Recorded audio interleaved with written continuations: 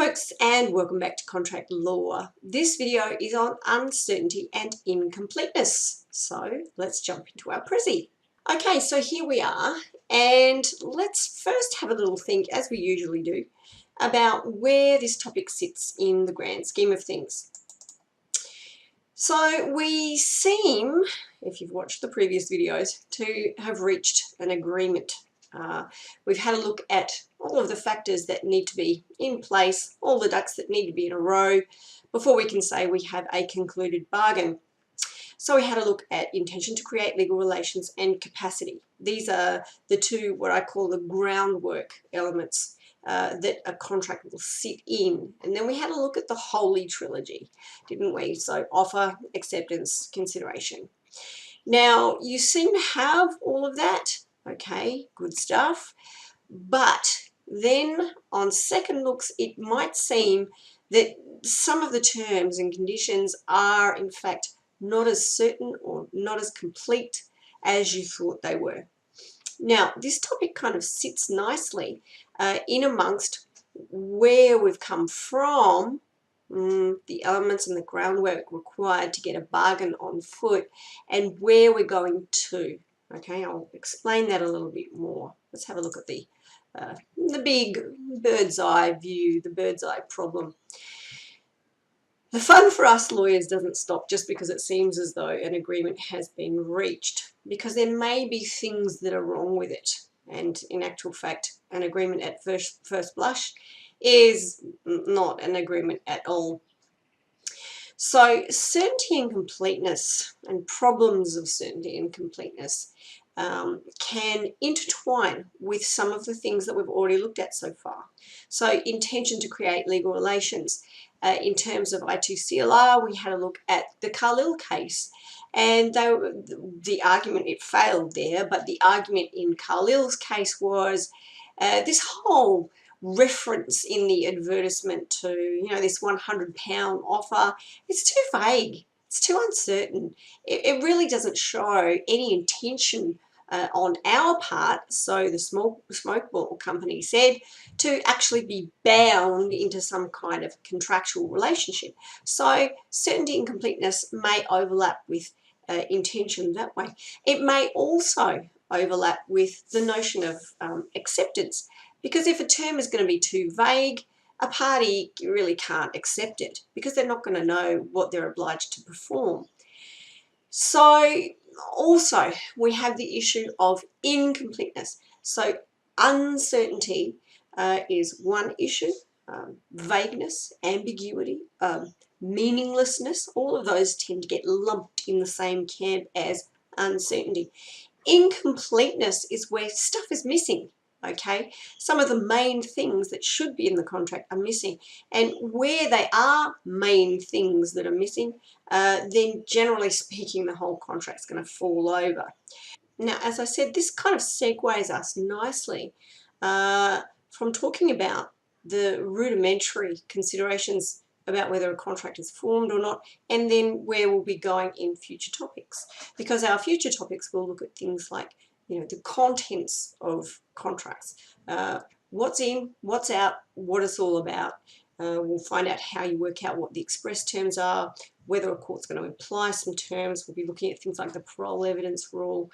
We'll be looking at construction and how a court goes about working out what the terms actually mean. So it's a nice segue into that area, because obviously you can't do any of that stuff if the terms are not sufficiently certain. So the way that we will have a look at today's topic is that we will look at the two main items of uncertainty and incompleteness, and then we will look at that perennial love of first-year law students, the subject twos. Okay, so what happens in terms of certainty and completeness, where parties purport to contract subject to something else, subject to something happening, subject to finance, subject to completion of a formal agreement itself. Those particular kinds of contract will raise necessarily problems of certainty and completeness. So we will have a quick look at that, and that will be our topic for today.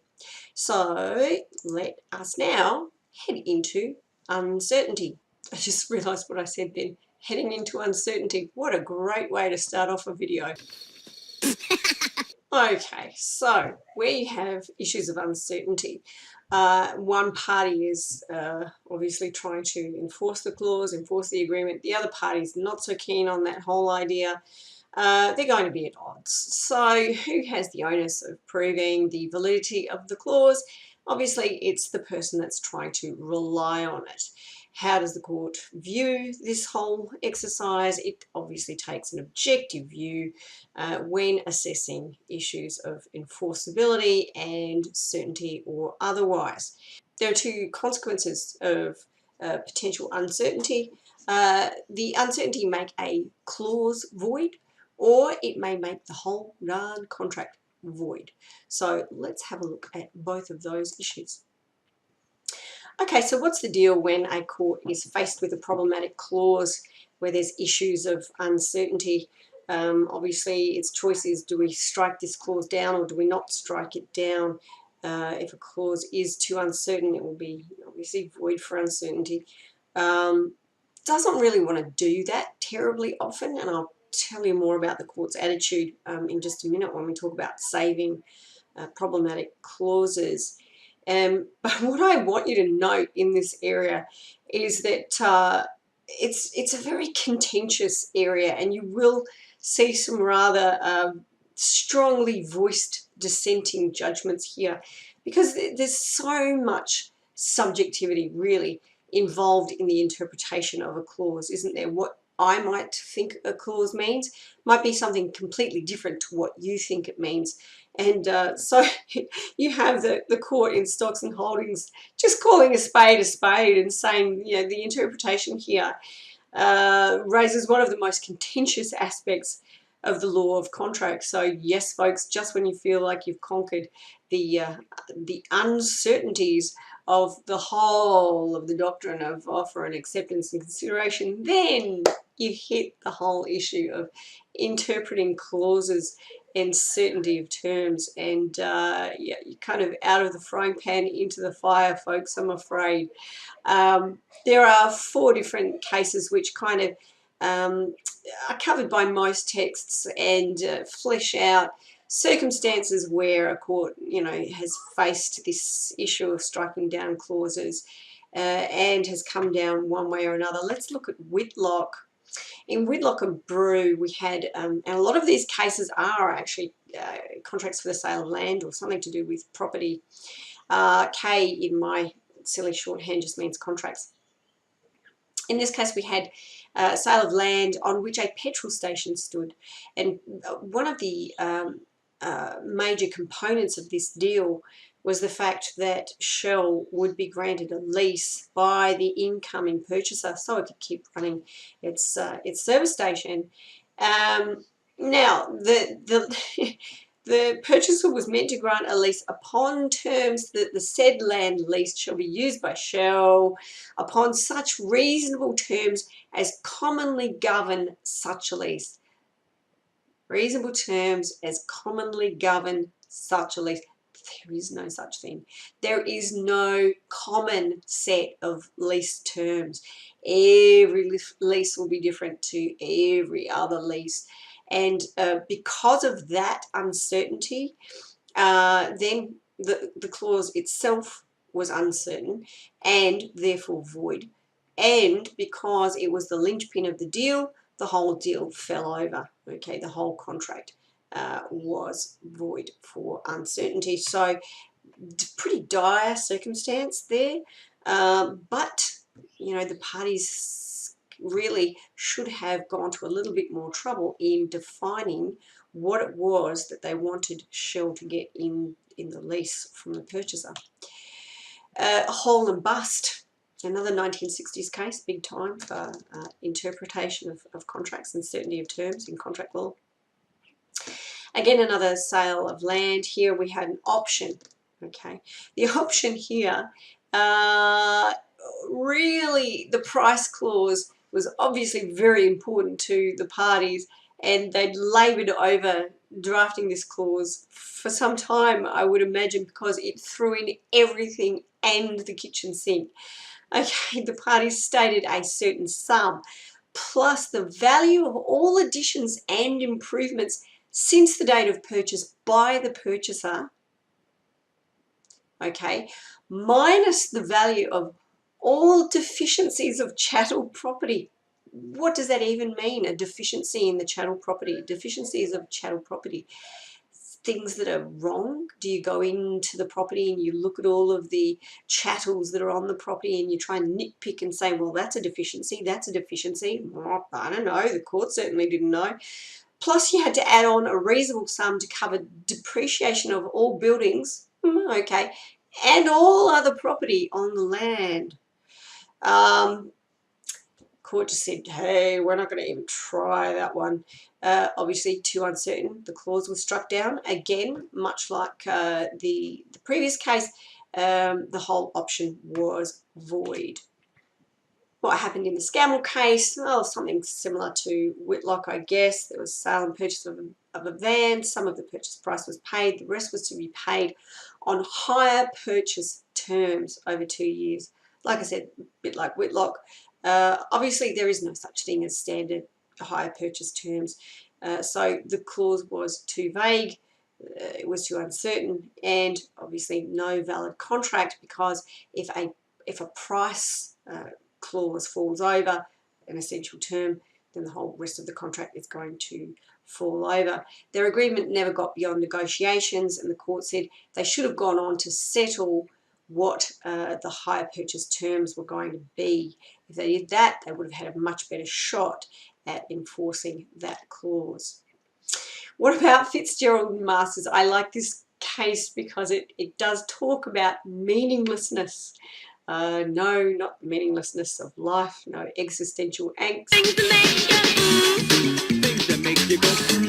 but the meaninglessness of a particular clause. Now, less of a dire circumstance in the outcome here, because the whole contract did not fall over, despite the fact that a meaningless clause was inserted. And what was the meaningless clause? I love this, but it looks to me like the parties had slapped this clause in, certainly done no proofreading. Please do your proofreading. They said, this is our agreement to purchase this farm. Here's most of the terms and conditions, but they also said, so far as inconsistent, what they should have said is, so far as consistent with the rest of the terms of this agreement, we're also going to incorporate the Real Estate Institute of New South Wales usual conditions of sale. So, you know, it's a belts and braces kind of thing.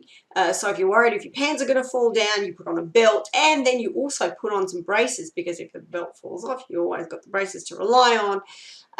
You know, much like that scenario, the parties had pretty much, you know, agreed everything they needed to agree, but any of the tricky stuff from the REI contract they wanted to bring in. Trouble was, at that point, this is only 1956, there was no such thing, no REI standard contract, and therefore the clause purporting to insert that REI standard contract into this sale agreement was absolutely meaningless.